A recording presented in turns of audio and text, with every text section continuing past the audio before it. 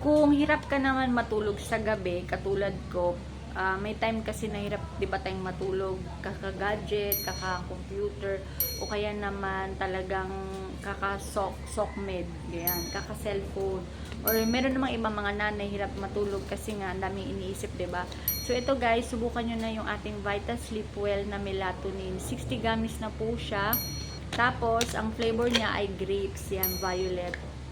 Tapos, ang bango ng amoy niya. Tapos, ganito yung itsura niya. Kinakain ko siya 30 or 1 hour before ako matulog. Pero, hindi everyday, every night kong kinakain. Ayan siya, oh. So, kita nyo, gummies. Minsan, isa yung tinitake ko, o kaya naman gusto ko dalawa. Ang sarap niyang anuhin, imuyin, pati kainin. Malasa kasi siya. Ayan, sa mga gusto mag-try ninyo, 179 pesos lang po ata ito. Kung naka-free shipping ka, ayan, aswerte mo. Kaya i-check out mo na, subukan mo na sa atin si melatonin. Pangalawang bottle ko na nga po pala ito. Yung una kong bottle, hanapin ko yung isang bottle ko. Yung unang bottle ko no October, ko siyang pinadala sa akin seller. Tapos itong pangalawa, in-order ko siya kasi nga nagustuhan ko. Nahiyang naman siya sa akin. Ayan.